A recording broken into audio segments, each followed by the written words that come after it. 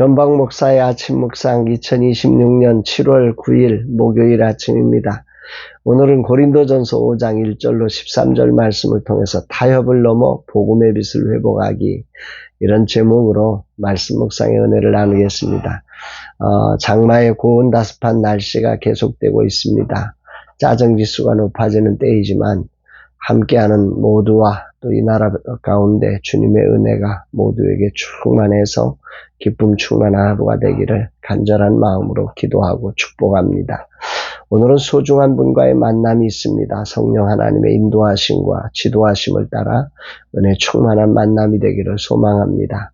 날 주님은 어떤 말씀으로 인도하실까? 본문에는 교회 공동체가 거룩함을 잃었을 때 어떻게 해야 하는지를 보여주는 매우 중요한 사건이 기록되고 있습니다. 1절, 너희 중에 심지어 음행이 있다 함을 들으니 그런 음행은 이방인 중에서도 없는 것이라 누가 그 아버지의 아내를 취하였다 하는도다. 오늘 본문에는 세상 사람들조차 하지 않는 심각한 근친상간, 즉 자기 아버지의 아내를 취하는 사건이 발생했음을 말씀하고 있습니다.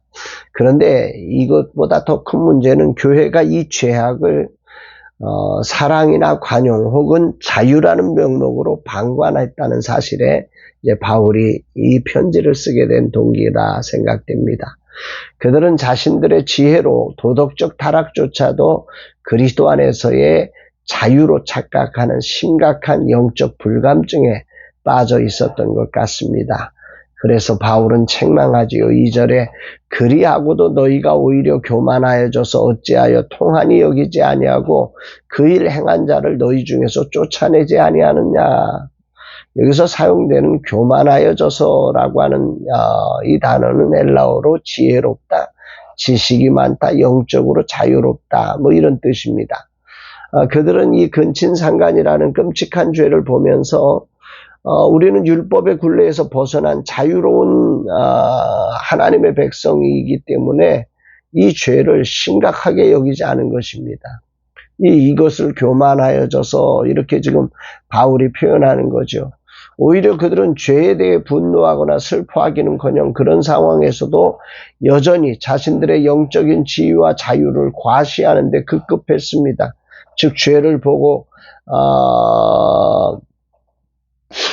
그 죄라고 말하지 않고 지적인 교만이 그들의 영적인 감각을 무디게 만들어버린 거죠. 오늘날의 이 구원파의 교리와 비슷한 생각을 가지고 거룩함으로 나아가는 영적 싸움을 외면한 부분이 아닐까 생각합니다. 바울이 고린도 교회를 향해 왜 통한이 여기지 아니하느냐고 꾸짖은 이유는 구원받은 백성이라면 당연히 죄를 보았을 때 거기에 대해서 거룩한 분노, 애통함이 있어야 되는데 이 거룩한 애통함이 사라졌기 때문입니다. 만약 어떤 교리가 죄를 지어도 괜찮다고 가르치거나 죄를 보면서도 슬퍼할 필요가 없다고 가르친다면 그것은 바울이 경고한 그 교만한 상태에 이미 도달한 것입니다. 그런데 여기서 매우 이상한 현상이 고린도 교회에 있었음을 보게 됩니다. 6절, 너희가 자랑하는 것이 옳지 아니하도다. 적은 누룩이 온 덩어리에 퍼지는 것을 알지 못하느냐. 여기 자랑한다는 것은 두 가지 맥락으로 해석할 수 있습니다. 1차적으로는 죄조차 품을 수 있는 자신들의 영적인 자유와 관용을 대단한 성숙인 양 포장하는 영적인 허세의 모습인 거지요. 하지만 이 자랑이 온 덩어리에 퍼진다는 바울의 경고와 연결해 보면 이 이면에 무서운 동기가 숨어져 있음을 알게 됩니다. 그 두 번째 이유가 이런 거죠.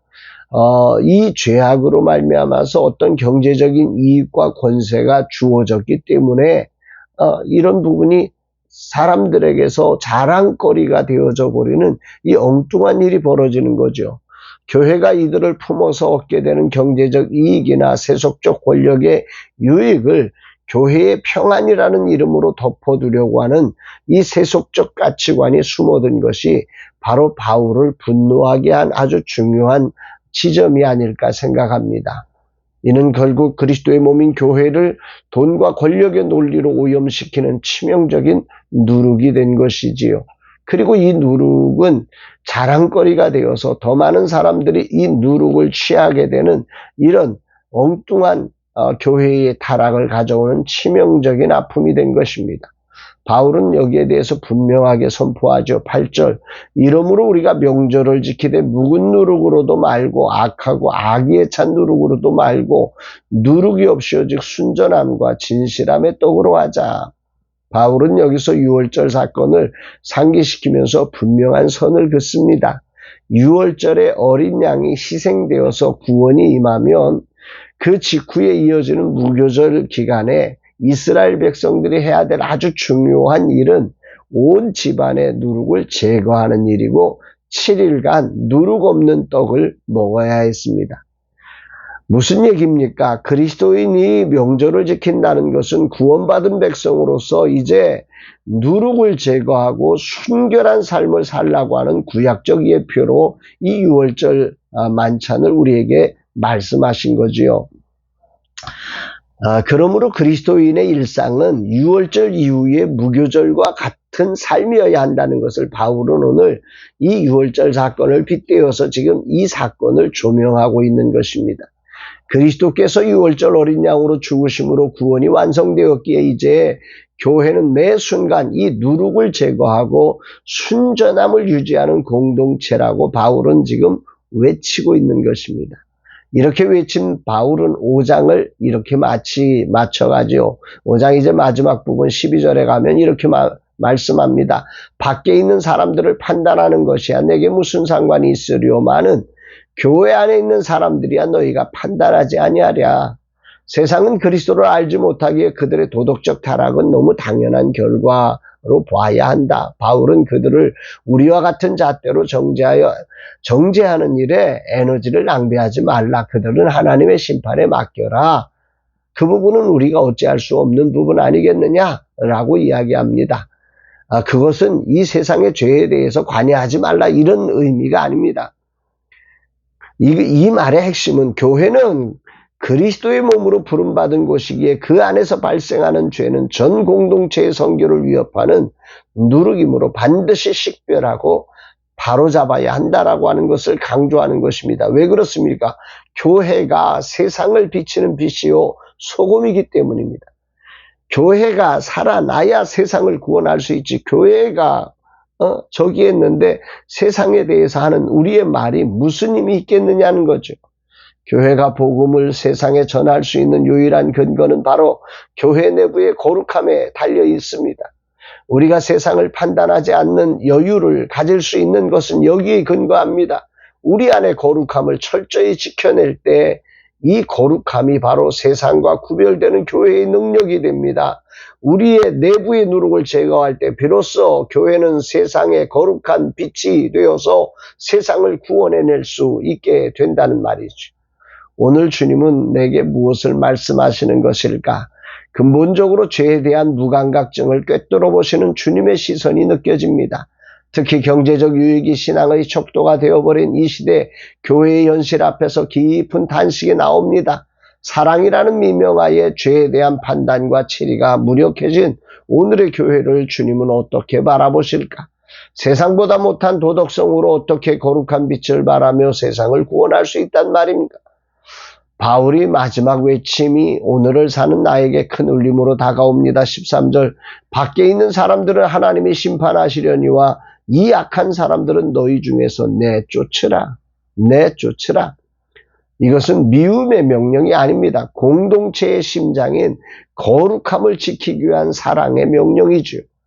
이것을 명령하고 실행하는 교회가 되어야 한다는 거죠. 유월절 어린 양의 피로 정결함을 입은 교회에게 명령된 누룩을 제거하는 일은 과거에 있었던 역사적 사실이 아니라 교회가 오늘도 지속해야 될 유월절 어린 양으로 오신 예수 그리스도의 속죄함을 입은 교회는 이 거룩을 지켜내는 중요한 누룩 제거에 힘을 써야 한다는 것입니다.